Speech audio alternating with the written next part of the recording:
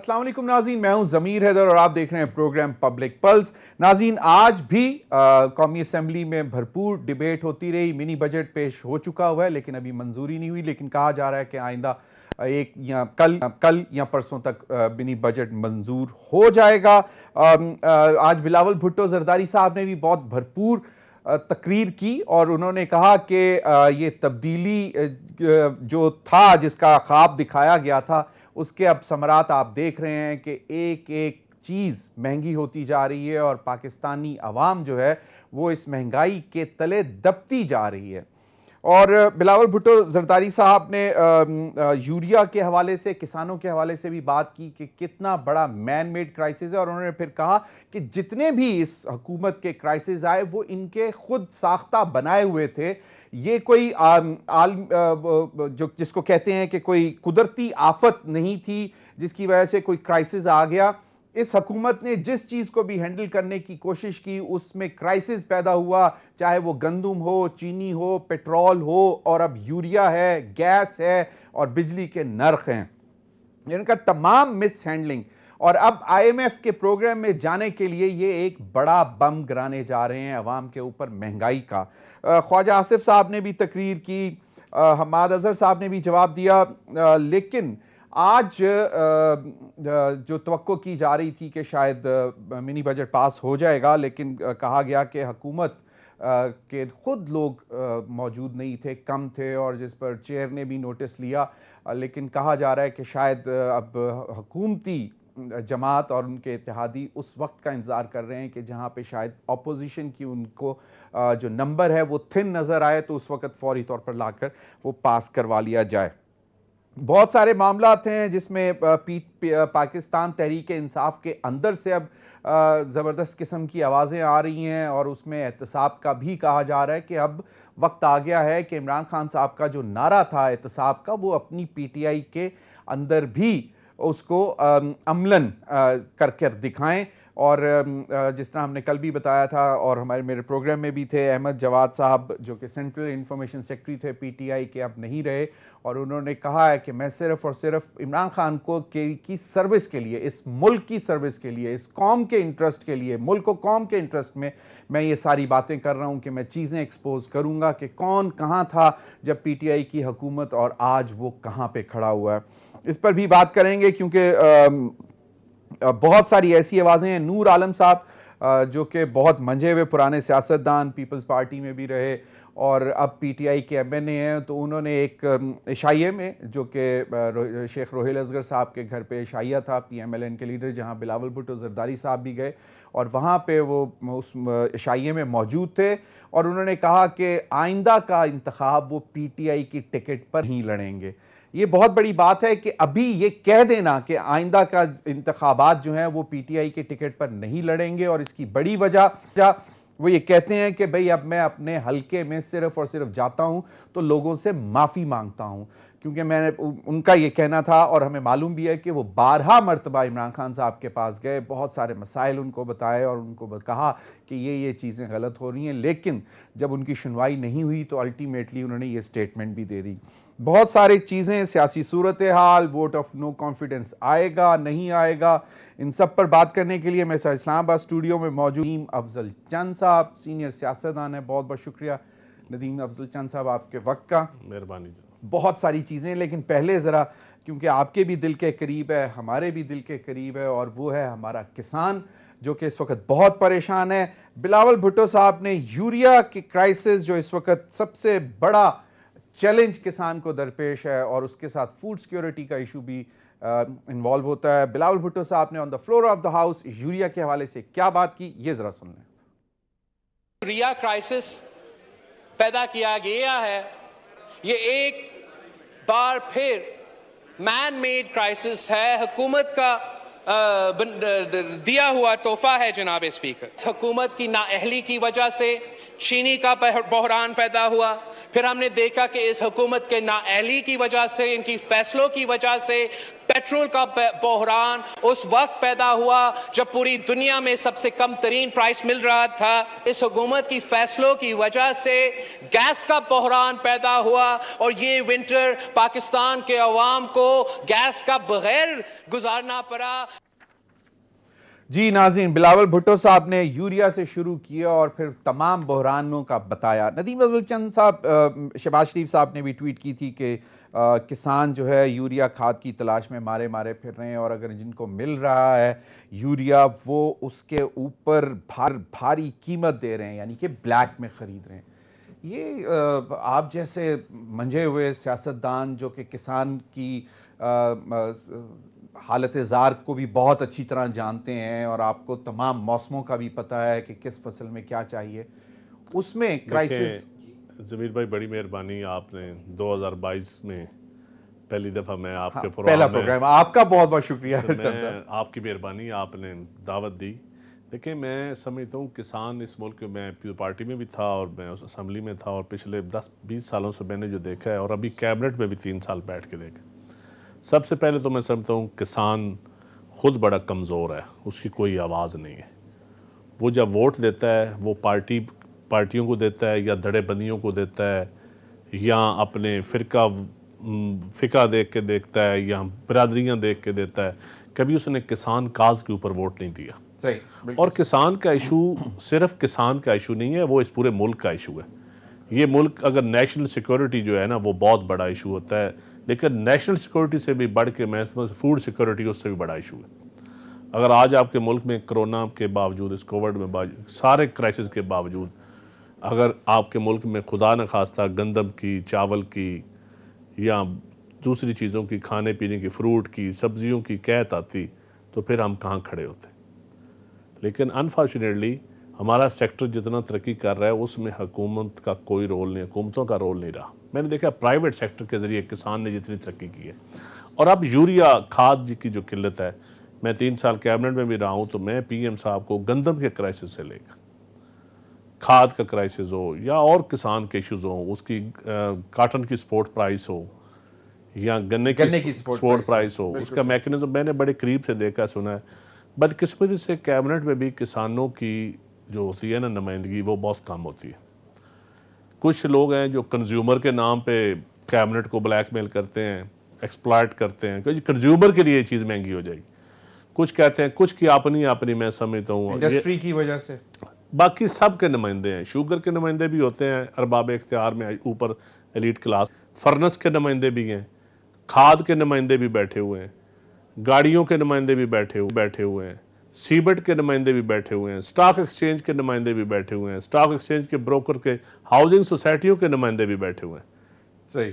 किसान का नुमाइंदा मैंने देखा है, किसान जब बात करता है फौरन कंज्यूमर की बात आ जाती है। भाई, जब सीमेंट की बात होती है उस वक्त कंज्यूमर की बात क्यों नहीं आती? सरिये की बात होती है, कंज्यूमर की बात क्यों नहीं करती? लेकिन पिछली हुकूमतों में भी तो शायद इतने नुमाइंदे नहीं होते थे, नुमाइंदे होते थे, पीपल्स पार्टी के दौर में खास तौर बिल्कुल हर दौर में ये रहे हैं। ये अलमिया हमारे मुल्क का जो सबसे बड़ा अलमिया है ना, पॉलिसी मेकिंग में वेस्टेड कैबिनेट में कोई नहीं बैठा। पॉलिसी मेकिंग में कन्फ्लिक्ट ऑफ इंटरेस्ट का जो लफ्ज है ना, जो पॉलिसी मेकिंग के इदारे, कैबिनेट सबसे बड़ा इदारा है, जो अवाम का नुमाइंदा सबसे बड़ा पॉलिसी मेकिंग का इदारा होता है, या ECC होती है या जो पार्लियामेंट चलो सब किस्म के लोग होते हैं। पार्लियामेंट में तो डिबेट होती है ना, पॉलिसी तो कैबिनेट में बनती है, फिर पार्लियामेंट उसको चलो पास करती है। अब तो सुप्रा पावरफुल हो गई है, क्योंकि अब तो क्वेश्चन भी नहीं किया जा सकता। इस मुल्क का जो सबसे बड़ा अलमिया है ना पॉलिसी मेकिंग के अंदर, जो मैंने आपको गिनवाए ना शोबे, मैं और नरम लफ्ज इस्तेमाल, इन सब के नुमाइंदे ज्यादा हैं, मुल्क के नुमाइंदे कम होते हैं। अच्छा, मुल्क अवाम के नुमाइंदे कम होते हैं और फिर किसान के नुमाइंदे भी कम होते हैं। ये मैं अपना तजर्बा आपको बता रहा हूँ। नहीं, बिल्कुल आपने देखा है, कैबिनेट में बैठ के भी देखा है। किसान, मैं आपको बताता हूँ,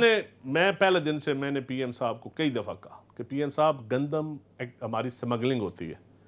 एक वजीर साहब जो बहुत अच्छी अंग्रेजी बोलते हैं, नहीं वो कहते हैं स्मगलिंग नहीं है, वो जो अंग्रेजी बोलते हैं तो मुझे तो वो आती भी नहीं है, कोई स्मगलिंग नहीं जी, वो कहते हैं। भाई, गंदम किधर गई? आप खुसरो मुख्तियार साहब का कह रहे हैं। चलो छोड़े, जिसका मैं नाम चले, हमें मालूम है, अभी वो कहते हैं गंदम खाद की स्मगलिंग को नहीं हो रही है, खाद भी स्मगल भी हो रही है।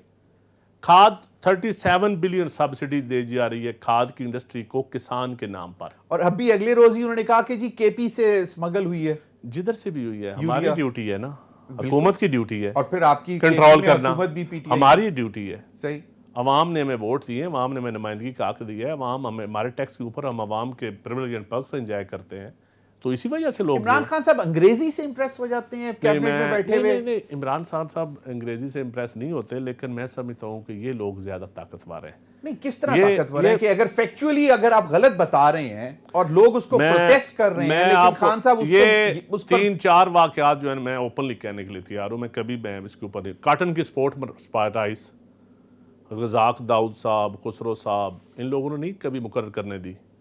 सही। और फखर इमाम साहब बोलते थे, फखर इमाम साहब बोलते थे, मैं बोलता था, और 2-3। अब और बात सुन लें, किसान की गंदम की स्पॉट प्राइस हम लड़ लड़ के कहते थे कि यार 2000 मुकर्रर करो, सब्सिडी दो, गंदम होगी। आप जो अरबों रुपया गैर मुल्क को देते हो वो आपके अपने किसान को मिले तो क्या हर्ज है? पिछले साल यही हुआ। और पीपल्स पार्टी के दौर में भी आपको याद है गंदम शार्ट थी, हमने उस वक्त याद है लड़ाई लड़ी थी, उस वक्त भी कुछ लोग हमारे ऊपर पल पड़े थे, नहीं जी नहीं किसान गंदम की आप बढ़ाएंगे, इन्फ्लेशन बढ़ेगा, महंगाई बढ़ेगी। अच्छा, महंगाई सिर्फ गंदम की कीमत से होती है भाई? फूड सिक्योरिटी है, बिल्कुल। मुल्क में वाफर सरप्लस गंदम होगी तो आपके बहुत सारी चीजें कवर हो जाती हैं। आपकी लाइनें नहीं लगती खाने के लिए, तंदूर के ऊपर नहीं लगती, यूटिलिटी स्टोर के ऊपर नहीं लगती, आम दुकानदार जनरल स्टोर करियाने की दुकान पे, मनियारी की दुकान पे लाइन नहीं लगती अगर आटा वाफर हो तो। बिल्कुल सही है। जब तक आटा सिक्योरिटी का तो आटा इस वक्त अलमिया ये फूड है हमारा, और इसके अलावा हम कहीं कुछ तो और अभी जो यूरिया के हवाले से जो हमारे दोस्त रऊफ क्लासरा ने बड़ा एक्सटेंसिवली इसको रिपोर्ट भी किया, और हमारी भी कुछ लोगों से बात हुई, उन्होंने भी बताया कि कैबिनेट में कुछ, जिस तरह आपने कहा कि जिस तरह आपके कुछ हम ख्याल लोग बैठे हुए, उन्होंने यूरिया का इशू उठाया, तो यही वजीर खुसरो बख्तियार साहब ने वही अंग्रेजी में जिस तरह कि जी there is no such crisis, कहां पे है शॉर्टेज? कोई नहीं है, कोई स्मगल नहीं हुई, कुछ भी नहीं हुआ। और प्राइम मिनिस्टर ने कहा हाँ बिल्कुल, अब आप जाके दुनिया को ये बताएं, किसानों को ये बताएं कि जी यूरिया में की कमी नहीं है, मिल रही है। और उसके 5 दिन बाद ईसीसी में बैठकर डिसीजन लिया जाता है कि जी फौरी तौर पर चीन से मंगवा ली जाए। ये क्या इमरान खान साहब को पता नहीं लगता चीजें? यूरिया की कमी बिल्कुल नहीं है। 1750 रुपया या 1770 रुपया रेट है यूरिया का, जो सरकारी रेट है। ये मिल देती है, डीलर इसमें से, ये डीलर ने देनी होती है किसान को, सही, उसमें उसका 50-60 रुपए जो फैक्ट्री उसको प्रॉफिट देती है, ये उसका हक कलाल का प्रॉफिट है। सही है। लेकिन इस वक्त मैंने खुद 2200 की 2400 की खरीदी है, मैंने खुद खरीदी है, मिल रही है 500 रुपया ब्लैक में मिल रही है। कौन कमा रहा है? वो डीलर कमा रहा है। 100 रुपया वो इंतजामिया को रिश्वत देता है एक बोरी की। 2000 का 1000 का ट्रक आता है, असिस्टेंट कमिश्नर डिप्टी कमिश्नर को रिपोर्ट हो जाता है, वो वहाँ कहते हैं डीलर को बेचो, डीलर को फिर उन्होंने कभी 1900 की भी इजाज़त दे दी, वो डीलर रात को इकट्ठी होता है, 100-200 पटवारी तहसीलदार जाके बिकवाते हैं, बाकी वो सुबह अपने सब डीलर को दूर दराज गाँव को। इतना कैसे कमा लेते हैं? मेरी बात सुन लें, 600-700 रुपया नहीं। यूरिया देखें, अब आपको हर फसल के ऊपर जो हम कहते हैं ना ऊपर की खाद, जो छट्टा होता है, जब कुछ उसकी उम्र हो जाती है, महीना 2 महीने, गंदम हो, मक्की हो, आपके चारा हो, आपकी कोई भी फसल हो, कमाद हो, आपकी जो भी इस वक्त तो ज्यादा गंदम ही है, तो वो उसके ऊपर आपने यूरिया कई 2 बोरियां भी देते हैं, 1 बोरी तो हर कीमत पे देते हैं। इस दफा किसान इसलिए ज्यादा दे रहे हैं कि किसान को डीएपी नहीं मिली, डीएपी 9000 पे चली गई, डीएपी पर किसान ने डाली नहीं, उसने कहा चलो डीएपी नहीं डाली तो बाद में या नाइट्रोफास डाल लूंगा ऊपर, या यूरिया मिलेगी तो 2 बोरियां डाल लूंगा, क्योंकि 9000 रुपया उसको कास्ट वो वेरी नहीं करती, उसको गंदम का फायदा नहीं होता। और डीएपी की प्राइस इसलिए कि इंपोर्ट होती है, और डीएपी की प्राइसेस वो भी क्राइसिस था, देखें पहले भी इंपोर्ट होती थी 5500 में या 600 1000 में। अगला फ्रॉड जो हुआ है, नहीं तो वो तो डॉलर की एक मेरी और से गवर्नमेंट देखे, खान साहब के तो जेहन में है कि मैंने सब्सिडी भी किसान को दी है, 1 बोरी पे 1000 रुपया। आपको पता है डीएपी पे 1000 रुपया बोरी सब्सिडी मिल दी है, जो मिल वालों को दी है। मिल वालों ने कहा हमने कूपन दे दिए आपको, ये कूपन आप देंगे तो आप 50 कूपन देंगे, बोरी 1 बोरी लेंगे तो साथ 1 कूपन मिलेगा, वो कूपन आप जमा करवाएंगे तो आपको वो सब्सिडी मिल जाएगी 1000 रुपए की। वो गवर्नमेंट से मिलने वालों ने ले ली है, किसान को नहीं मिली। अच्छा, वो मेरे अपने पास 70 कूपन 70 कूपन पड़े हुए हैं, यानी कि 70,000 रुपए तुम्हारी जेब च पे, मेरी जेब च भी पे है, मेरे कूपन भी नहीं हो रहा है। तो जब मेरे नहीं हो रहा है तो आम आदमी के कैसे होंगे? तो फिर ये सबसे और ये ऐसा फ्रॉड है जो इंडस्ट्री वाले कर रहे हैं। इंडस्ट्रीज का मिनिस्टर बैठा हुआ है, उसको नहीं नजर आता, उसको नहीं आवाज सुनाई देती है। मैं इंडस्ट्री मिनिस्टर से ओपन डिबेट के लिए तैयार हूं, मेरी पार्टी का है मिनिस्टर, मैं लाखों किसानों की नुमाइंदगी के तौर पे मैं डिबेट करने के लिए तैयार हूं। लेकिन शर्त ये रखेंगे कि वो उर्दू में बात करें। नहीं, बेशक अंग्रेजी में बोल रहे हैं, मैं पंजाबी में बोलूंगा, आप या पंजाबी उर्दू में बोलेंगे। बोलूंगा। सही है। वो बेशक अंग्रेजी, वो seem like to be done, कुछ समझ में आ समझ में आ जाएगी, लेकिन Seems like to be done। ये हमें सिर्फ ये इतना उनका पेट है। चलिए ठीक है। वो ये सिर्फ इतना बता दें कि जितनी 37 बिलियन सब्सिडी जो हमारे खजाने से जाती है इंडस्ट्री को, क्या वो इसलिए जाती है कि वो किसान को इस नर्ख पे खाद देगा? क्या वो खाद तो वाफर है, प्रोडक्शन की कमी नहीं है। सीएनजी के सेक्टर की गैस बंद हो चुकी है, अवाम की भी लोड शेडिंग हो रही है, इंडस्ट्री को फिर भी गैस दी मिल गई रही है। बिल्कुल अच्छी बात है, देनी बिल्कुल ठीक चाहिए, है, बिल्कुल ठीक है। ये अच्छा फैसला है। सही। लेकिन भाई इसके बदले गैस किसान को, जिसके लिए तुम गैस दूसरे सेक्टर से लेकर वाफर गैस ले रहे हो, हुकूमत तो यही कर सकती है। आगे उस इंडस्ट्री मिनिस्ट्री को कंट्रोल इंडस्ट्री को कौन करेगा? सिर्फ ये कहना कि ये मुल्क की ग्रोथ है जी, ये तरक्की कर रहे हैं, और आप नीचे आम आदमी का गला दबा दे, ऐसी ग्रोथ नहीं, ये ग्रोथ नहीं होती, ये स्लाटर ग्रोथ होती है। नहीं, लेकिन चंद साहब सवाल ये पैदा होता है कि इनसे आज बिलावल भुट्टो साहब ने बहुत इंपॉर्टेंट बात की। उन्होंने कहा कि बेसिकली ये जितना क्राइसिस मतलब पिछले साल हुआ, आपने कहा कि जी गंदम सरप्लस, चीनी सरप्लस एक्सपोर्ट कर दें, और उसके बाद ये दोनों इजनास आपको इंपोर्ट करनी पड़े। मेरी प्राइम मिनिस्टर साहब से, आपके प्रोग्राम की वसासत से ये मेरी रिक्वेस्ट है कि इसके ऊपर जरूर इंक्वायरी करें कि जो ये क्राइसिस जो हुआ है ना, यूरिया वाला जो खाद का क्राइसिस है कि अब तो इंपोर्ट करने की भी इजाजत होगी। भाई हमारी एक्सपोर्ट तो नहीं हुई, हमारी स्मगलिंग कितनी हुई है, हमारी प्रोडक्शन खादों की हुई कितनी है?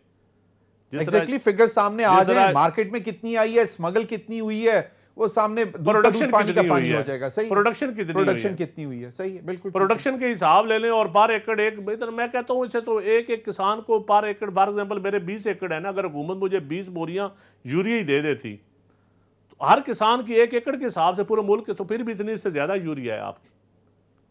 1 एकड़ के हिसाब से 1 बोरी यूरिया दे देना किसानों को। फूड सिक्योरिटी का इशू इनको नजर नहीं आता, या फिर ये जो बिल्कुल जो ट्रेडर्स नजर आता है, ट्रेडर्स का नजर आता है, वेस्टेड इंटरेस्ट है लोगों के, ट्रेडर्स को ना, कुछ लोग जो वेस्टेड इंटरेस्ट है, वो हावी हो जाते हैं। और मैं सच्ची बात, जिस तरह आप फॉर एग्जांपल समझे ना, आजकल एक आपके मीडिया के ऊपर खुले दूध की कैंपेन चल रही है कि खुला दूध ना इस्तेमाल करें। कभी किसी ने कहा है कि जो पैकेट में दूध आता है, डब्बे में आपको शहरों को मिलता है, वो 7% या 8% लोगों को मिलता है, 80% खुला दूध है। सही। बाहर से पाउडर कितना आ रहा है, उससे दूध कितना बन रहा है, क्या वो पाउडर उस क्वालिटी का है कि वो दूध बनना चाहिए? टी मिल्क है या पीने वाला मिल्क है? इतने ऐड चल रहे हैं, फूड अथॉरिटीज बैठी हुई हैं, वो खुले दूध वाले बेचारे को पकड़ती हैं। खुला दूध वाला कौन बेचता है? छोटा किसान, नाई की किसी की गाय है, मोची की गाय है, कुबार की गाय है, आम किसान की, गैर काश्तकार तबके की किसी गाय है, भैंस है, और वो उसका दूध आता है।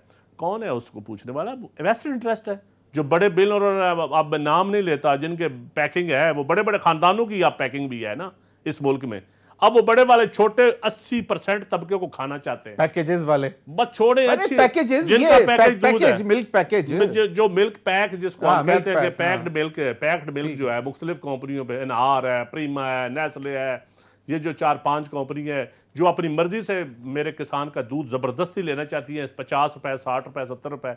वो नहीं चाहते कि खुला दूध बिके, जो मोटरसाइकिल वाला, साइकिल वाला आके मेरे घर से आके खरीद के ले जाता है, ये नहीं चाहते कि वो भी चाहते हैं वो हमें दे, और जो लेता है उससे वो उसको बुरा भला भी कहता था, इसके बावजूद वो सब नीचे फेंक के दूध दे जाता था। करने देगा? ये कोई नहीं करने देगा इनको। ये मैं बता दूं, अगर यही वतीरा रहा तो अगला जो होगा ना एहतजाज इस मुल्क में, वो इंडियन किसानों वाला पाकिस्तान में भी हो सकता है, और ये सब देखते रह जाएंगे। पहले हमने भाई जमीन आपकी उसकी हाउसिंग सोसाइटी में छीन रहे हो, अब उसका दूध भी छीन लो, उसकी खाद भी छीन लो, तो वो फिर क्या करेगा? साहिवाल में जो पावर प्लांट लगाया, उससे वो मियां साहब ने जब पावर प्लांट लगाया उससे तो सत्यानाश हो गया। हमारी वो फूड बास्केट का एरिया था, और वो डेयरी बास्केट भी कहा जाता था उस इलाके को, और पोल्यूशन भी देखे ना कितनी हुई। तो मैं समझता हूँ ये कोई एक हुकूमतों का काम नहीं है, किसान प्रायोरिटी हर हुकूमत की होनी चाहिए। अब तो बहुत पढ़े लिखे लोग किसानों में बैठे हुए हैं जिनकी बड़ी बड़ी लैंड होल्डिंग्स उनका हैं, उनको मसला कोई नहीं है, इसलिए शायद वो परवाह नहीं करते। मैं बताता हूँ, छोटा किसान बात उसकी, वो कहने को किसान है, उनका सोर्स ऑफ इनकम किसानों वाला नहीं है। इनकम उनकी किसी की शुगर मिल है, किसी की ट्रांसपोर्ट कंपनी है, किसी की और चीजें हैं। उनका इनकम, सोर्स ऑफ इनकम किसान वाली नहीं है। किसान की सोर्स ऑफ इनकम जिसकी उसको दर्द होता है, वो उसका बेचारा किसान की जिसका सोर्स ऑफ इनकम है, वो तो गाड़ी में तेल डलवा के भाई इस्लामाबाद लाहौर भी नहीं जा सकता, नहीं तो सरवाइव ही नहीं कर सकता। नहीं, मैं बिल्कुल मैं मानता हूं, लेकिन आज आप उसका स्टेटस निकाल लें, उसका पर एकड़ उसकी आमदन निकाल लें, उसके किसान के आप गंदम 1 एकड़ की कीमत निकाल लें। इस यूरिया क्राइसिस से पहले मेरी कुछ, मैं अपने पिंड भी गया, उत्थे भी उन्होंने कहा जी कि मतलब जेड़ा बहुत छोटा है वो थोड़ा सा परेशान है, लेकिन जेड़ा हल्का फुल्का किसान है वो बड़ा खुश रहा। गन्ने की कीमत अच्छी मिली है, सब्जियां, गन्ने की कीमत अच्छी मिली है, सब्जियां बिल्कुल रुल गई हैं, फ्रूट भी रुल गया है, गन्ने की कीमत अच्छी मिली है। बस तो ये हुकूमत का कारनामा है, गन्ने की कीमत अच्छी मिली है। पहली दफा इंडस्ट्री ने गन्ने की कीमत, रेट भी नहीं, गन्ने की कीमत भी अच्छी मिली है और वेट भी बिल्कुल ठीक मिला है। पहले वेट में भी धांधली होती थी, जो एक्सप्लॉइट किया जाता था गन्ने। ये तो फिर इसका मतलब कि अच्छी गवर्नेंस हुई है, अच्छी गवर्नेंस हुई है, जो हुआ है बिल्कुल हुआ है। नहीं, अच्छी गवर्नेंस, जो अच्छा काम हुआ है उसका बिल्कुल मैं कहता हूँ गन्ने की कीमत बिल्कुल किसान को ठीक मिली है, उसको वेट भी ठीक मिला, उसको पेमेंट्स भी ठीक मिल रही है। जो बात है वो है। उसमें फूड सिक्योरिटी के ऊपर आज बिलावल भुट्टो साहब ने कहा कि ये सारा जो इशू जो अभी और ये वाला जो क्राइसिस है इस वक्त, इस उन्होंने कहा है कि ये जो साल, इसमें आपको और 3-4 महीने या 5-6 महीने बाद नजर आनी शुरू हो जाएंगी चीजें कि आपको फूड क्राइसिस होगा मुल्क में दोबारा, आप फिर दोबारा इंपोर्ट कर रहे हो। लेकिन जी अल्लाह ना करे कभी हो, अल्लाह ना करे, अल्लाह ना करे। लेकिन जो डीएपी इस वक्त गंदम के नीचे हमने नहीं डाली, उससे क्रॉप्स उससे पर एकड़ कमी आएगी और ये अक्रॉस द बोर्ड, तमाम अक्रॉस द बोर्ड आएगी। मतलब जिन एरियाज में भी डीएपी नीचे नहीं डाली या और कोई खाद जो नीचे वाली खादें होती है जो ताकत देती हैं, जो बर्दाश्त में, वो नहीं डाली गई, जिसने गोबर डाल लिया या कोई और चीज अल्टरनेट। इस कैबिनेट में, मौजूदा कैबिनेट में कोई थोड़ा बहुत समझता होगा इन चीजों? सारे समझदार हैं, नहीं सारे समझदार हैं। ये जिस आपने कहा कि यार जो आपसे और मेरे से ज्यादा समझदार हैं, उनकी बात नहीं सुनते खान साहब। नहीं, खान साहब भी सुनते, खान साहब उनसे ज्यादा सुनते हैं किसान की। वो कैबिनेट वाले, उनके अपने अपने इंटरेस्ट होते हैं, लेकिन इसके बावजूद मैं समझता हूँ प्रायोरिटीज होती है। किसान नंबर 1 प्रायोरिटी आपकी होनी चाहिए। ठीक है, किसान उतना टैक्स आपको शायद नहीं देता होगा, किसान की आमदन क्या है यार? आप किसान, आप एक बड़े मिल ओनर को किसान ना समझो ना। सही। अब कहने को तो हमारे कई वजीर भी किसान हैं, लेकिन उनकी देखो ना सोर्स ऑफ इनकम उसके अलावा क्या है? मिलें, फैक्ट्रियां बहुत बड़ी बड़ी। तो हमारी अशराफिया में ऐसे लोग हैं ना जो अपने आप को कहते तो किसान है, सफेद कपड़े पहनने से तो किसान नहीं बनता ना। नहीं, मैं बिल्कुल मैं मानता हूं। अब ये जो हालिया क्राइसिस हुआ है कि फिर ये नहीं, किसी ने पूछा नहीं होगा इमरान खान साहब से कि जी आपके कैबिनेट में बैठ के एक वजीर कहता है कि जी कतई नहीं, कोई क्राइसिस नहीं है, और 5 दिन बाद, हफ्ता भी नहीं गुजरता और ईसीसी कहती है इंपोर्ट करो, फौरी इंपोर्ट करो। देखें, फिर जो पहले कहते थे कैबिनेट में कि नहीं है, वाफर स्मगलिंग भी नहीं है और शार्टेज भी नहीं है, और फिर कहते हैं बाहर से मंगवाएं, इसी के ऊपर इंक्वायरी तो होनी चाहिए, सजा जजात होनी चाहिए। तो उम्मीद है यहाँ कमीशन बन जाएगा, शुगर कमीशन बना, सर नहीं होगा तो ये नहीं होगा तो इसका अल्टीमेटली हमें इलेक्शन में पे करना पड़ेगा।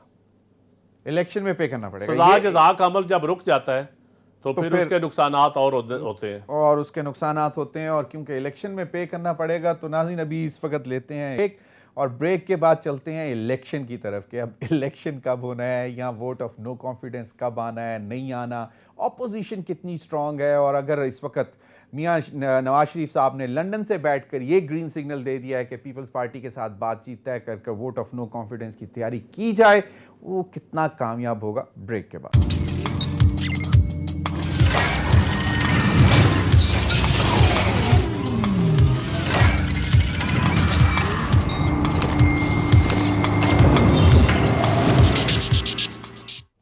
वेलकम बैक नाज़रीन। यूरिया, किसान, हमारा जो फूड सिक्योरिटी का मसला है वो तो अभी तक अपनी जगह पे है ही है, लेकिन इन सब चीज़ों के इर्द गिर्द घूमती है सियासत। जो कि काबीना में बैठकर किसानों के मुफादात पर भी सियासत होती है और नेशनल लेवल पर भी सियासत हो रही है, और वो है एक कुर्सी के पीछे वोट ऑफ नो कॉन्फिडेंस के हवाले से भी मामला चल रहे हैं। लेकिन आज ख्वाजा आसिफ साहब ने बड़ी एक दिलचस्प बात की, वो सुन लें कि वो क्या कहते हैं, फिर नदीम अब्दुल चंद साहब से पूछते हैं कि ये हालात कब थे, हैं या रहेंगे। ख्वाजा आसिफ ने क्या बात की है, सुन लें जरा।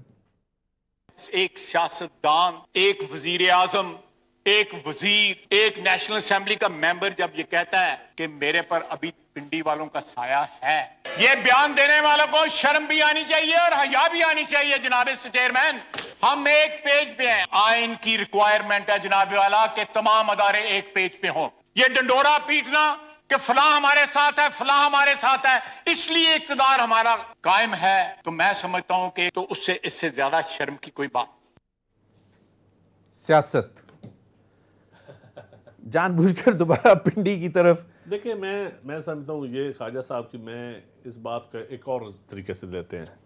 ये अलमिया हमारे सियासतदानों का हमारा अपना है। हम खुद सियासत में दूसरे इदारों को इन्वॉल्व करते हैं, दावत देते हैं। जब मेरे फ़ायदे में होता है तो मुझे शोर होता है, गेट नंबर 4 पे हम बैठ जाते हैं जाके, फिर मिन्नतें भी करते हैं, फिर रिक्वेस्ट भी करते हैं। तो हमारी प्रायोरिटीज़ क्या होती हैं कि मैं इलेक्शन जीत जाऊँ, मेरी हुकूमत बन जाए, यही प्रायोरिटीज़ है। नेशनल एजेंडा अवाम का नहीं होता, सिर्फ इक़्तिदार के ज़रिए एजेंडा ज़ाहिर किया जाता है कि ये मेरा इक़्तिदार आएगा तो ये। ऐसी सियासत में तो रोल मॉडल होना पड़ता है, अपोजिशन के लिए भी अपने आप को तैयार होना पड़ता है। तो मेरे ख्याल में ख्वाजा साहब की ये बात, इसमें सारी पार्टियाँ इन्वॉल्व हैं कि सारी पार्टी इन्वॉल्व हैं। अनफॉर्चुनेटली कोई भी इससे खाली नहीं है। ये बदकिस्मती, ऐसा होना नहीं चाहिए। मौलाना फजल रहमान ने जो केपी में लोकल बॉडीज में इलेक्शन में झंडे गाड़ कर उन्होंने कहा कि देखा अब जो है, क्योंकि अब सहारा खत्म हुआ है या एज ए पॉलिटिकल वर्कर मेरी ख्वाहिश तो हो सकती है कि न्यूट्रल होना चाहिए, इदारों को इसमें दखल नहीं देना चाहिए। ये हमारी एक आइडियल सिचुएशन होगी अगर ये होगा तो वो तो नहीं ये होता है। लेकिन तो किसी किस्म का दखल नहीं है। लेकिन मैं समझता हूँ अच्छी बात है, दखल नहीं। अब महसूस भी हो रहा है कि दखल नहीं है। अगर ये माहौल आइंदा इलेक्शन तक चलता रहेगा। नहीं, ये आप मेजर जनरल बाबर इफ्तिखार साहब की बात के बाद कह रहे हैं, DGISPR जो उन्होंने कहा कि कहां पे डील, कौन डील कर रहा है, किससे कर रहा है, उसकी वजह से आप कह रहे हैं कि कहीं पे दखल नहीं हो रहा, या आपको अपना एहसास मैं समझता हूं कि अब मुझे नहीं लगता कि कोई पार्टी भी इस वक्त कह सकती है, हुकूमत तो है ही ना, कोई दूसरी पार्टी भी इस वक्त जब वो खुद सारे अपोजिशन तस्लीम कर रही है तो ये अच्छी बात है।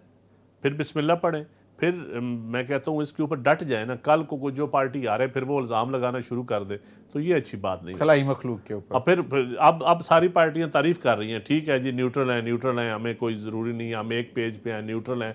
कोई कह रहा है हम एक पेज पे हैं, कोई कह रहा है न्यूट्रल है। चलो अच्छी बात है, इदारों को हम दरमियान से निकाल रहे हैं। लेकिन जब मैं इलेक्शन हार जाऊँ फिर मैं इदारों के ऊपर इल्ज़ाम लगाना शुरू कर दूँ तो ये अच्छी बात नहीं होती। मतलब जब भी क्राइसिस, मैं समझता हूँ मतलब नाजायज़ इल्ज़ाम लगाए जाते हैं। देखिए, पाकिस्तान की हिस्ट्री में नाजायज़ इल्ज़ाम किसी न किसी सूरत में मुदाखलतें तो हुई हैं, ईमानदारी की बात तो यही है। लेकिन उस लेवल की तो नहीं होती ना, जिस लेवल पे ये कहते हैं कि जी टोटली सब कुछ ही खलाई मखलूक थी और ये था, वो तो नहीं होता। नहीं ज़मीर भाई, होनी नहीं चाहिए। और मैं समझता हूँ कि इदारों को बिल्कुल अब ठीक जो कहा जा रहा है, अपोजिशन की भी मेहरबानी अगर उन्होंने कहना शुरू कर दिया है तो। चंद साहब, आपने अभी कहा है कि शायद अब मुदाखलत नहीं है या नजर नहीं आ रही मुदाखलत, तो फिर इसका ये इंप्रेशन क्यों लिया जा रहा है? अपोजिशन तस्लीम कर रही है ना। नहीं, अपोजिशन तस्लीम, जब मुल्क की अपोजिशन एक पैरामीटर होता है ना, इसका इंप्रेशन ये क्यों लिया जा रहा है कि लो जी बस अब वोट ऑफ नो कॉन्फिडेंस आएगा तो वो भी कामयाब हो जाएगा, इमरान खान साहब की हुकूमत भी कमजोर पड़ गई है क्योंकि अब इनके ऊपर आशीर्वाद नहीं है या किसी का साया नहीं है। ये देखिए, वोट ऑफ नो कॉन्फिडेंस जो है ना, वो तो एक आईनी हक है अपोजिशन का, या कोई भी करना चाहे। उसके ऊपर तो आप और मैं इतराज़ नहीं कर सकते बैठ के कि भाई ये आप क्यों कर रहे हैं। ये आइन में, कानून में दिया हुआ एक हक है। और मैं समझता हूँ कि विद इन कॉन्स्टिट्यूशन या पार्लियामेंट के अंदर कोई भी आप ऐसा हक इस्तेमाल करना चाहें तो इस पर तो किसी डेमोक्रेट्स को या किसी जमहूरी सोच के बंदे को तो इतराज़ नहीं होना चाहिए। बिल्कुल नहीं होना चाहिए। हाँ, कॉन्स्टिट्यूशन के हट के आप किसी और इदारे को कहें आए हमारी इमदाद करें, या आप पहले फारग करें किसी हुकूमत को, दावत दें कि हुकूमत को फारग करें आप, या हमें लाएं हमारे फिर ये बार बार कहना कि इतनी न्यूट्रलिटी, इतनी सपोर्ट हमें मिलती तो हम इनकलाब ले आते, तो ये चीज़ मैं समझता हूँ जमहूरियत के लिए बेहतर नहीं है।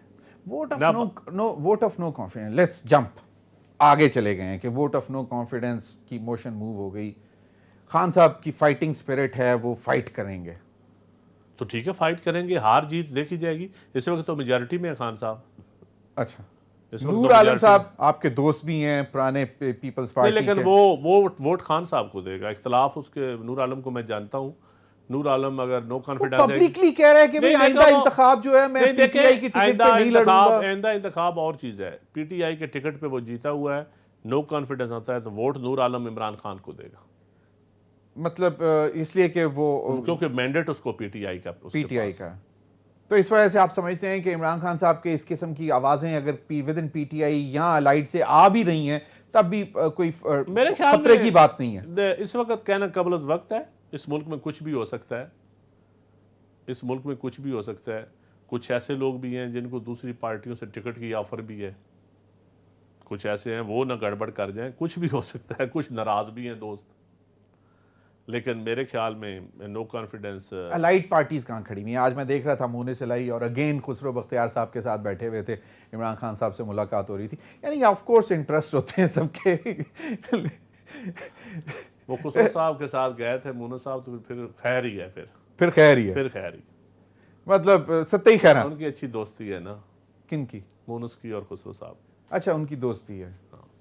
तो मतलब ये एहसास खुसरो साहब ने प्राइम मिनिस्टर को दिलवाया कि जी अपने दोस्त हैं, इनसे आपको मेरे खतरा ख्याल नहीं। में काफ लीग जो है ना वो अभी मैं नहीं समझता कि चलें जीडीए और एमक्यूएम की बहुत बात होगी। मौसम में कोई ऐसे बादल नहीं है कि काफ लीग कोई अच्छा उनको चांद नजर ना आए अभी। नहीं, जब कहा जाता है कि साढ़े तीन रहना हूं तुसी अपने आप में, मतलब कहा यह जाता है कि जी now from now onwards you are on your own, कि तुसी हुन अपने मसल वो पे ही हो। इत्तेहादी कुछ ऐसे भी है ना कि जो कामयाबियां हैं वो अपने ज़िम्मे ले लेते हैं, जब नाकामी आए तो वो सिर्फ पीटीआई के ज़िम्मे कर देते हैं। ये फेयर नहीं है। ये फेयर जब आप इकट्ठे चलते हैं, एक हुकूमत में होते हैं, तो फिर आपको कामयाबी और नाकामी इकट्ठी लेनी तो पड़ती है। रोना धोना तो अभी भी एमक्यूएम भी डाल रही है। वो कहते हैं हमें ये दिखाएं, हमें वो दिखाएं, ईवीएम पे भी, फिर अब भी मिनी बजट पे भी, जीडीए भी वो जो है मेरे ख्याल में एमक्यूएम साथ ही रहेगी। अभी कम से कम 2022 के जून तक साथ ही रहेगी। मुझे जो लगा मार्च के बाद भी साथ रहेगी, जून तक मैं कह रहा हूँ, मार्च से आगे जून तक, मेरे बजट तक तो कोई ऐसी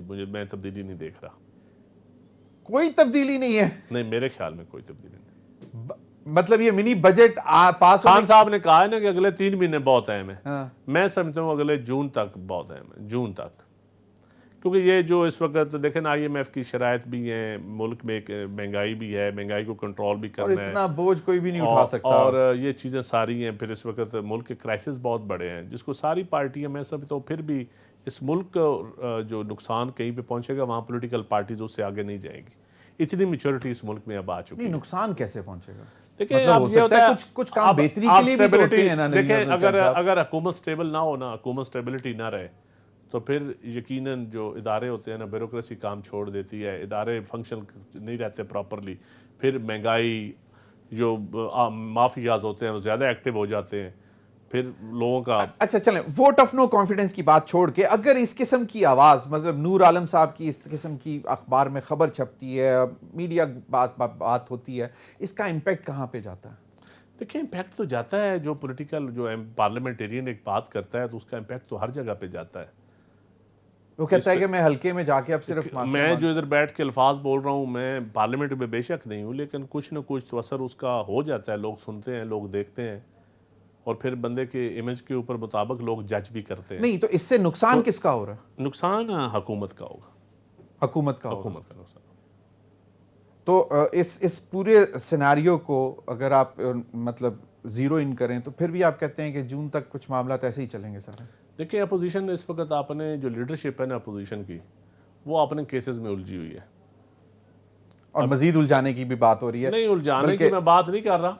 अकाउंटेबिलिटी के एक लहदा सब्जेक्ट है, इसके ऊपर आप एक डिबेट करेंगे तो मेरा इसके ऊपर अपना पॉइंट ऑफ व्यू है। मैं तो इसको अदल पे मबनी एहतसाब नहीं कहता कभी भी।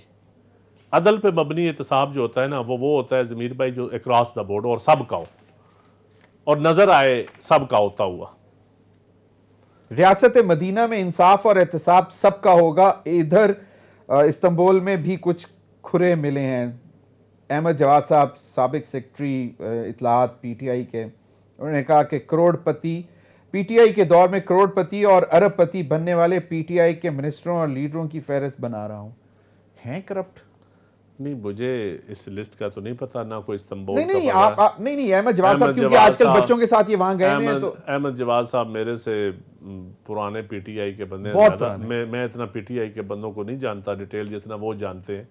ये उसका जवाब वही दे सकते हैं। कैबिनेट में बैठे रहे हैं आप। देखिए, कैबिनेट में मैं ये कहूँ कि कुछ सारी ऑनेस्ट कैबिनेट है, मैं ऐसा झूठ नहीं बोल सकता, लेकिन मेरे पास सबूत भी नहीं है। नहीं, आपके पास सबूत नहीं है, लेकिन कुछ लोग जो टॉक ऑफ द स्ट्रीट बातें होती हैं, जो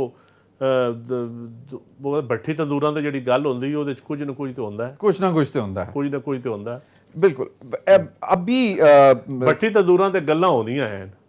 अच्छा, एक बड़ी एक ऑप्शन थी इस वक्त, जो इतना बड़ा मरी का सानिया हुआ, बुज़दार साहब, उस्मान बुज़दार साहब, मतलब क्या है उनके पास? पंजाबी च कही था केड़ी गिद्दड़ सिंगी है। देखिए जी, बड़ा अलमिया हुआ है, सच्ची बात है। एक मरी का जितना अफसोस किया जाए कम है, सही। और ऐसे क्राइसिस से हमें सीखने का मौका मिलना चाहिए, लेकिन एहतसाब होना चाहिए। इंसानी जान तो एक भी मरे, रियासत मदीना काम अगर उस तरफ हमारा कदम है अगर तो फिर एक जान भी काफ़ी होती है। ये तो बहुत सारी जानें हैं, और इस पे मैं समझता हूँ माफ़ी नहीं मिलनी चाहिए किसी को भी, जो जिम्मेदार हो। इसी हुकूमत में जो भी जिम्मेदार हो, जितने से बड़े साहिवाल क्राइसिस हुआ, कोई एहतसाब नहीं हुआ। अगर ऐसी चीजें होती हैं। साहिवाल वाले तो मैं सच्ची बात है उसके ऊपर मैं तो ऑलरेडी आपकी स्टेटेड पोजीशन आ चुकी है, आई नो दैट, लेकिन मैं कह रहा हूं कि वो भी इंसाफ नदीम अफजल चंद की भी आवाज नहीं सुनी गई। किस मौके पे आपने कहां पे, और बहुत ही अपराइट, मेरा ज़मीर मुतमईन है कि आपने वो जो बात थी वो कर दी। जो बात है अंदर कैबिनेट के अंदर बैठ के, मीटिंग्स के अंदर बैठ के, खान साहब से लैदगी में बैठ के मैं सारी हुज्जत तमाम की, एक एक इशू पे। एक इशू नहीं इस मुल्क का जिसके ऊपर ना बोला हूं। ये मेरा ज़मीर मुतमईन है, और मैंने डेट और टाइम लिखा हुआ है जब मैं बोला हूं। देखिए, लीडर के सामने आपने बोलना ही होता है ना, एक लीडर के सामने आपने एक पॉइंट ऑफ व्यू देना होता है, उसके बाद आगे फैसला तो मेजॉरिटी का होता है। सही, फैसला लीडर ने करना होता है या मेजॉरिटी का होता है। मैंने एक वर्कर तो बोल नहीं सकता। जो मैंने आपसे पूछा कि क्या गिद्दड़ सिंगी क्या है, मतलब उस्मान बुज़दार साहब की नाअहली खुलकर सामने आ जाती है कि मतलब जुमे की रात से क्राइसिस शुरू होता है, SOS मैसेजेस जा रहे हैं, डिस्ट्रेस मैसेजेस आ रहे हैं, जो फंसे हुए हैं, सारी रात चलती रही हैं सारी चीजें। अगले दिन सुबह उठ के वो पार्टी तंजीम साजी और लोकल बॉडीज के ऊपर मीटिंग कर रहे हैं, जिसमें खुद भी मतलब ऐसे जैसे बिल्कुल।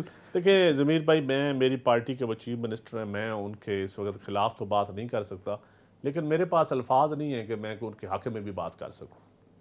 अच्छा, मतलब मैं खामखा एक मैं उन लाशों को या उन मैतों को या उन ख़ानदानों के ज़ख्मों के ऊपर नमक छड़ने के, जो ज़्यादती हुई है वो हुई है, उस पर सफाई होनी चाहिए थी। क्यों नहीं किसी अमीर आदमी का, खुदा न खासा सब के बच्चे होते हैं, बहुत बड़े बड़े अशराफिया भी उस दिन मरी गए होंगे या फंसे होंगे, वो क्यों नहीं फंसे सड़क के ऊपर? आम आदमी क्यों फंसा है? हूटरों वाले या गाड़ियों वाले या जिनके पास सरकारी गाड़ियाँ होगी वो गए हैं सरकारी रेस्ट हाउसेज में या सरकारी रहायश गाँव में होंगे, वो तो कोई नहीं किसी बर्फ़ में फंसा। मुझे एक बता दे कि कोई VIP किसी बर्फ़ में फंस के मरा हो? नहीं तो ये क्या आफत भी गरीबों पे आनी होती है? आफत भी गरीबों पे आती है सिर्फ? नहीं, बहुत कुछ किया जा सकता था, मैं अब ये नहीं कहता तो, लेकिन अवॉइड तो किया जा सकता है। कि अल्लाह ताला आदल है, अदल होगा, बिल्कुल होता है। नहीं, लेकिन इस सारी सिचुएशन में, इतनी क्राइसिस में इमरान खान साहब को ये नजर नहीं आता कि कहीं ना कहीं पे जिम्मेदारी डालकर कम से कम कुछ तो प्रूफ कर देना कि जनाब ये देखें। खान साहब मुझे उम्मीद है जिम्मेदारी डालेंगे, मुझे उम्मीद है डालेंगे। किस पे डालेंगे? अगर नहीं डालेंगे तो जो भी जिम्मेदार है, खा उसके ऊपर इंतजामिया जिम्मेदार है, खा रेस्क्यू के इदारे जिम्मेदार हैं, खा कोई बड़ा ताकतवर उसका हेड जिम्मेदार है, खा कोई मिनिस्टर है, जो भी जिम्मेदार है उसके ऊपर जिम्मेदारी जानी चाहिए। अभी तक जितना कुछ हुआ है उसमें कोई नहीं जाएगी तो मैं ये बताऊं, ये तारीख में स्याह हरूफ में लिखा जाएगा, स्याह हरूफ में लिखा जाएगा, स्याह हरूफ में लिखा जाएगा, और इसका फिर तारीख में आप जवाब देना पड़ता। नाज़रीन, नदीम अफजल चंद साहब हमारे साथ मौजूद हैं, वक्त हुआ एक ब्रेक का, हमारे साथ रहिए। वेलकम बैक नाज़रीन। मौलाना फजलुर रहमान और मियां शहबाज शरीफ साहब की आज मुलाकात हुई। मौलाना फजलुर रहमान ने क्या बात की, आइंदा का लाहे अमल का भी बता रहे हैं, उनको सुनते हैं और फिर पूछते हैं नदीम अफजल चंद साहब से कि PDM कहाँ पे खड़ी है माइनस पीपल्स पार्टी।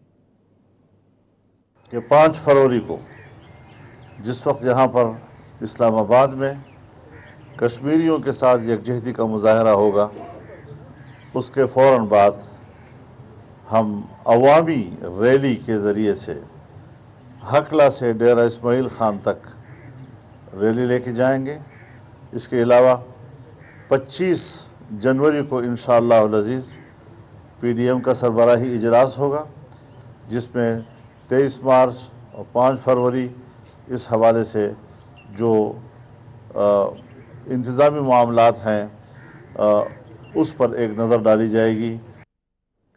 नदीम रज़लन चंद साहब, कोई जोश कोई नज़र नहीं आया मौलाना फजल। ऐसे लगा जैसे इन्होंने भी बस एक वो रवायतन बस बातें कर दी हैं, और मतलब वो नहीं एक होता कि वो जो पहले जिस तरह की गरज चमक होती थी मौलाना साहब की, पता नहीं बीमार हैं या क्या है। हालांकि शहबाज शरीफ साथ खड़े हैं, लीडर ऑफ द ऑपोजिशन है, दूसरी बड़ी जमात है इस वक्त पार्लियामेंट में। एक तो आप खुशाइंद बात है कि अपोजिशन जमातों ने या मौलाना साहब ने बलदियाती इलेक्शन के बाद कम से कम इदारों को दरमियान में घसीटना बंद कर दिया। वो तो ये एक अच्छी बात है। एक घुटन के माहौल में एक अच्छी तब्दीली आ गई। चलें, अब दूसरी बात रह गई PDM की। PDM देखें, बनाई तो पीपल पार्टी ने थी, दावत उसने दी थी। अगर पीपल पार्टी और ANP नहीं है तो PDM तो ख़त्म हो गई। अब तो नया इताल पीपल्स पार्टी और ANP के जाने के बाद भी हम सुनते रहे हैं प्रेस कॉन्फ्रेंस, बड़ी जोश और गर्म, मतलब आज ऐसे लग रहा था कि बस ठीक है। मौलाना साहब मदारस के स्टूडेंट या वो एक तबके को नुमाइंदगी करते हुए ले आना, उसको मैं कुछ सियासी हलचल नहीं कह सकता। मैं समझ गया। हाँ, अगर मौलाना रहीम यार खान से शुरू हो के पिंडी तक KPK के बंदे छोड़ के आए ना, फिर पंजाब से निकले आके इधर, फिर मैं देखूंगा कितनी पब्लिक होती है उनके पीछे। नहीं, लेकिन मैं अभी जो बॉडी लैंग्वेज और उस तरह वो बॉडी लैंग्वेज तो उनकी बड़ी मुलायम थी, नरम थी। हाँ, क्यों क्या उसकी उनको वजह 15 सीटें मिली हैं KPK में। अच्छा, तो इसका मतलब है कि वो मज़ाहमती सियासत में अब मज़ाहमती से इंतखाबी सियासत, इंतखाबी से फिर जीतने की वो हिस्सा मिलने की सूरत में मज़ाहमती खत्म हो गई। मतलब थोड़ी सी ठंड पड़ी हुई, ठंड पड़ गई है। जब यही मैं कहता हूँ कि जब मिल जाए कुछ तो फिर मज़ाहमत खत्म।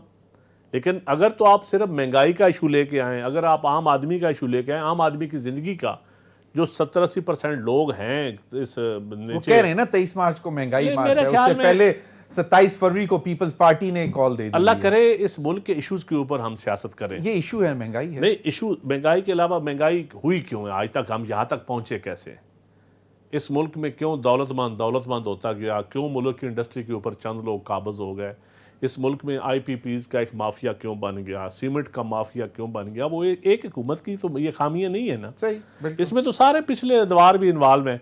फिर आप कहते हैं हमें हुकूमत की नहीं जाती, आप इसका क्या लाएअमल है आइंदा कि हुकूमत, आप कहेंगे कि हुकूमतों में कोई मदाखलत नहीं है। अब पूरे मुल्क में एक हाउसिंग सोसाइटियों का एक नया माफिया, सबसे बड़ा माफिया इस वक्त हाउसिंग सोसाइटियों का एक आ गया है। तो इसके ऊपर कौन सी पार्टी इससे पीछे है, कौन फंडिंग नहीं ले रही उनसे, कौन उनसे खराजात बर्दाश्त वो हाउसिंग सोसाइटी वाले नहीं कर रहे, ये भी तो देखना है। किसकी पार्टनरशिप हमारी नहीं है। नहीं, ये तो हम समझते सारे मैं समझता हूँ हमारी ये जो पॉलिटिकल क्यादतें हैं इनको भी थोड़ा सा खुदा का खौफ करना चाहिए, और कुछ मेरे ख्याल में बजाय इश्तराक माफियाज के साथ करने के अवाम के साथ इश्तराक होना चाहिए।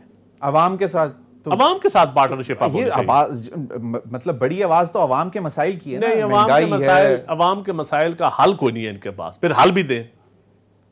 वो कहते हैं कि हल यही है कि ये जो हुकूमत है ये हटेगी तो मसाइल हल। कोई हल नहीं, हल बताएं एक 5 लाइनों 10 लाइनों में। चंद साहब, पहले आज से पहले कभी किसी ने बताया हुकूमत में आने से पहले? गलत है। देखिए, नहीं बताया तो गलत है। कौन कह रहा है कि सही है? हल तो बताना चाहिए ना। आपके पास बड़े लायक फायक थिंक टैंक्स हैं, आपकी पार्टी है, मैनिफेस्टो है, आप कहेंगे ये लोकल पार्टीज हम लेके आएंगे। मार्च में बहार के रंग खिलते हैं, फूल खिलते हैं, कॉम्प्लें खिलती हैं, बहुत जबरदस्त फिजा होती है, अच्छा मौसम है। सियासत में भी उसी तरह की कोई कॉम्प्लें, अल्लाह करे पॉजिटिव तब्दीलियां हैं यार, दुआ करनी चाहिए। तब्दीली कौन सी आएगी? चले पॉजिटिव से मुराद मैं समझता हूं कि हमारे सियासतदान मिल बैठे, मैं इसको पॉजिटिव समझता हूं। पार्लियामेंट के अंदर खुल के डिबेट हो, मीडिया के ऊपर पाबंदी ना हो, मैं इसको पॉजिटिव समझता हूँ। इदारे सियासत में ना आए, मैं इसको पॉजिटिव समझता हूँ। हमारी अदलिया, लोगों को महसूस हो कि हमारी अदलिया इंसाफ दे रही है। लोगों को महंगा वकील करने की बजाय सस्ते वकील के जरिए भी इंसाफ मिल वैसे जाए। आज ही की बात, आज मुझे देखे ना, अतरों में अल्लाह ने फैसले किए हैं, लोगों को महसूस हुए हैं। पंजाब में बाबर याद तारड़ ने रेवेन्यू बोर्ड में फैसले किए, senior member board of revenue, उसने कहा जो पुराने रजिस्ट्री भरर थे आइंदा नहीं लग सकता। ये पंजाब हुकूमत का कच्चा कारनामा एक बंदे ने इम्प्लीमेंट कर दिए, जो लोगों रेवेन्यू में तब्दीली आई है। जिस तरह किसी जमाने में 11 22 बनी थी तो वो कावली के खाते में अच्छी तब्दीली आई थी। टीचर मेरिट पे भर्ती हुए थे या दूसरे भर्ती हुए थे, वो शहबाज शरीफ के दौर में मेरिट पे उन्हें भर्ती शुरू हुए। लेकिन अगर आज अब डॉक्टरों में, अब मेडिकल में, अब सेहत कार्ड आया है कि इंसाफ, एक सेहत कार्ड एक अच्छी तब्दीली है, हम इसको ओन करें।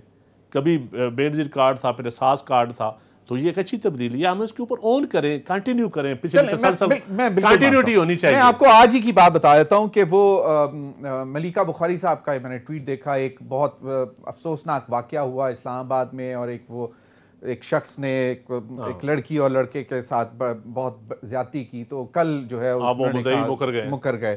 तो मलिका बुखारी साहब ने आज एक ट्वीट की, उन्होंने कहा मिनिस्ट्री ऑफ लॉ में आज एक मीटिंग हुई जिसमें यह फैसला किया गया है कि स्टेट प्रोसिक्यूट करेगी उस्मान मिर्जा को। तो ये एक पॉजिटिव चीज है, ये एक बड़ी अच्छी चीज है कि अब स्टेट जो है वो रिस्पॉन्सिबिलिटी ले रही है। और उसमें उन्होंने लिखा कि किसी खातून के साथ इस किस्म की ज्यादती हो और किसी वजह से अगर वो, मतलब जो आपने कहा कि मुद्दई जो है वो स्टेट का यही काम है, स्टेट का ये काम है। मैं कहता हूँ स्टेट का यही काम है, मरी में मरने वालों का रिस्पॉन्सिबिलिटी ले, ऐसे वाकयात की रिस्पॉन्सिबिलिटी ले, जिस तरह जतोई का कराची में, उसको बलोचिस्तान के महरूम तबकों की रिस्पॉन्सिबिलिटी ले, फाटा के ले, पश्तूनों के अंदर जो आवाज़ उठ रही है उसकी स्टेट जिम्मेदारी ले, मियां नवाज शरीफ साहब को मुल्क से बाहर भेजने की रिस्पॉन्सिबिलिटी बिल्कुल ले और वापस लाने की भी जिम्मेदारी ले। वो तो आप आज कहते हैं कि क्योंकि काबीना ने कहा कि जनाब अब डिसाइड किया है कि लाहौर हाई कोर्ट में जाएंगे, दरखास्त डालेंगे और मियां शहबाज शरीफ साहब को जामन है शहबाज शरीफ साहब। लेकिन मैं समझा पॉलिटिकल पार्टी के हेड हैं, उनको तो वैसे भी पंजाब हुकूमत से नवाज शरीफ की मेडिकल रिपोर्ट्स पर माहिराना राय मांग ली। अभी अब माहिराना राय उस वक्त कहाँ थी? ये मैं अब इसको टोपी ड्रामा समझता हूँ, और मैं समझता हूँ कि उनको सरेंडर करना चाहिए। हमारे सिस्टम को वो बहुत बड़ी ज़्यादती है, सिस्टम के साथ, जुडिशल सिस्टम के साथ ज़्यादती है। देखिए उस वक्त मियाँ साहब को भेजने में मुझे खान साहब ने कैबिनेट में राय ली थी, मैंने भी राय दी थी उन रिपोर्ट्स की रोशनी में जो मीडिया पे एक हाइप थी कि मियाँ साहब को जाने देना चाहिए इलाज के लिए। कि एक हम जुल्फ़िकार अली भुट्टो शहीद का एक अलमिया हमारे मुल्क में हो चुका है, एक और पोलिटिकल लीडर जेल में इलाज की वजह से हम कहें कि नहीं हो रहा, तो उस पॉइंट ऑफ व्यू से हमने कहा। लेकिन अब उनको वापस आना चाहिए, अगर इलाज मुकम्मल हो गया सरेंडर करना चाहिए उनको। मरियम नवाज साहिबा कहती हैं कि जनाब वो तो ये कौन होते हैं नहीं, लेकिन फाइट अगर करनी है इन्होंने पॉलिटिकली फाइट, तो जरदारी साहब भी कह चुके हैं कि आए 100 बिस्मिल्लाह करें, पॉलिटिकली फाइट करनी है, आपने सिस्टम को बेहतरी के लिए करना है, तो आपको मुल्क में रहकर सामने फ्रंट पे आना चाहिए, यहाँ सियासत से रिटायर हो जाएं आप। हवा किस तरफ की चल रही है तब्दीली की, जो आपने अभी तो मुझे कोई हवा नजर नहीं आ रही। हवा क्या चलनी है इस मुल्क में? अभी बर्फ का मौसम है, हवा का मौसम, अभी तो ठंडी हवाएं चल रही हैं ना, लेकिन आहिस्ता आहिस्ता बदलेगा, बाहर की तरफ जाएंगे तो खुशगवार हवाएं चलेंगी। होना चाहिए। मैं कहता हूँ कि उन लोगों का जरा उनके लिए गर्म हवाएं चलनी चाहिए जिन्होंने इस मुल्क के साथ मिनी बजट आ जाता है। शौकत तरीन साहब कहते हैं थोड़ी सी महंगाई होगी। देखिए महंगाई भी, गलतियां किसकी थी जो मिनी बजट तक बात पहुंची? एक बात बताऊं, महंगाई भी पब्लिक बर्दाश्त करने के लिए तैयार है, लेकिन पब्लिक का ब्यूरोक्रेट जो उसके पैसों से तनख्वाह लेता है, सियासतदान जो अशराफिया का किसी भी इदारे से उनका तल्लुक, वो सारे भी फिर मियाना रवि से काम लें, खर्चे कम करें, नए जहाज ना लें, सरकारी जहाज ना लिए जाएं, थोड़ा सा नई गाड़ियों पे पाबंदी के, थोड़ा सा खर्चे कम करें। गलतियां किसकी थी कि अब मिनी बजट तक आने की नौबत आ गई? सब की है।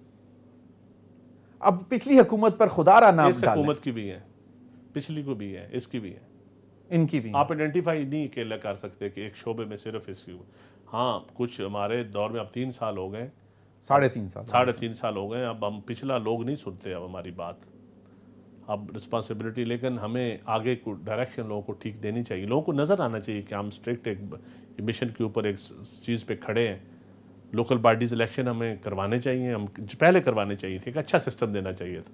ये नहीं कि इत्तेहादी कहे तहसील शामिल कर दो, कोई इत्तेहादी कहे जिला शामिल, सारी पार्टियों का मुत्तफिक वोट ऑफ नो कॉन्फिडेंस के बाद मिलजुल कर बैठ जाएंगे सारे, अपोजिशन या हुकूमत? अपोजिशन और नहीं, वोट ऑफ ना माहौल फिर बैठने वाला नहीं रहेगा, ज्यादा खराब। अगर वोट ऑफ नो कॉन्फिडेंस आ गया फिर वाला नहीं रहेगा, बैठने वाला नहीं रहेगा। नाज़रीन, नदीम चंद की गुफ्तगू सुनी, अब तक के लिए इतना ही, इजाजत दीजिए, अल्लाह हाफिज।